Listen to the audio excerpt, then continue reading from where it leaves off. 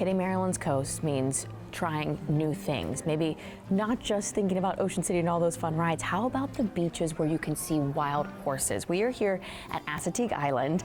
I have National Park Ranger Hugh Hawthorne joining me. Thank you so much for giving us, we're getting a look at the visitor center here, which is absolutely beautiful, and it gives us a first look at what we're going to explore outside. Absolutely, the visitor center here, we're just on the mainland side of the bridge. You can cross over the bridge onto the island and go out to Assateague Island National Seashore, where we have beaches. We have over 30 miles of beaches here, and we have salt marshes, which are really interesting ecosystem and a great place to find birds and other shore animals.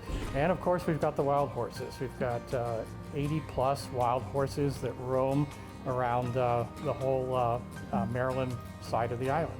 I know it's a huge draw. People want to see the horses. When we go out there, though, how are we making sure that everybody's protecting not only the animals, but the beach itself, too? Well, the people are required to stay at least 40 feet away from the horses. And that's both to protect the horses and to protect people, because the horses are wild. They're not tame. How else can we explore the island? Are we able, I know we can walk it clearly, but are we allowed to ride anything on it as well? Yeah, actually there's a lot of bicycles will go out to the island. You cross the bridge and it's about 3 miles to get to the main tourist part of the island, so it's easily within range of a bicycle ride. You can drive around what we call the developed area. And in the developed area, we have multiple trails. We have a couple marsh trails, where you walk out on a boardwalk all over the salt marshes. That's usually also a good place to see the horses, but it's a great place to see wading birds, egrets, and other marsh birds. And it's a great place just to see the bay.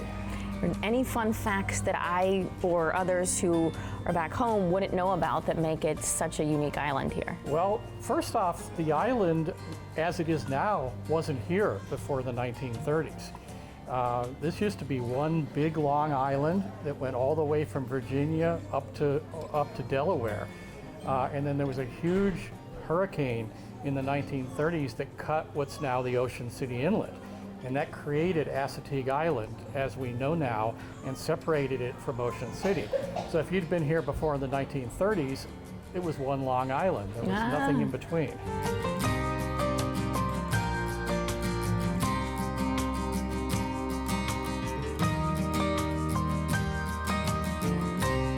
So we made our way down here to Assateague Island, and along the way saw so many beautiful wild horses. It was magical. And now we're here at Assateague Outfitters with Tom, who is from Cleveland. Woo!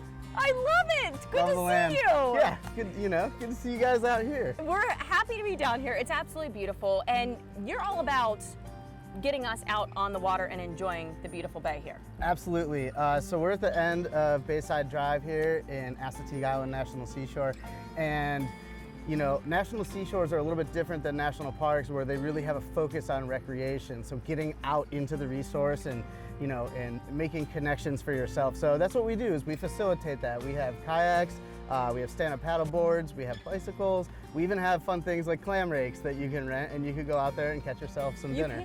And when he says you can go out there, you can go all the way out there if you'd want to, because how deep is it? Right, so our bay here, one of Maryland's coastal bays, is called the Sinnapuxent Bay, and that's an Algonquin word that translates to shallow or shallow water. So it's 2 to 3 feet deep all the way across. Like, it would never really get much above your chest, and there are a few channels for the watermen, for the crab boats and things like that, but pretty much everywhere it's really shallow. You can go clamming, go chase around some crabs, check out some stingrays.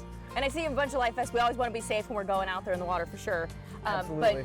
But making a day of this would be so amazing. And when you also have an indoor area here where we can get some apparel and things as well. Yes. But this isn't your only location throughout the... No, we do have like our locally designed apparel and all kinds of fun souvenirs, so you can remember your trip here. And we're very conscious about where we source it from and about sustainability and making sure that everything we do it stands with like our ethos.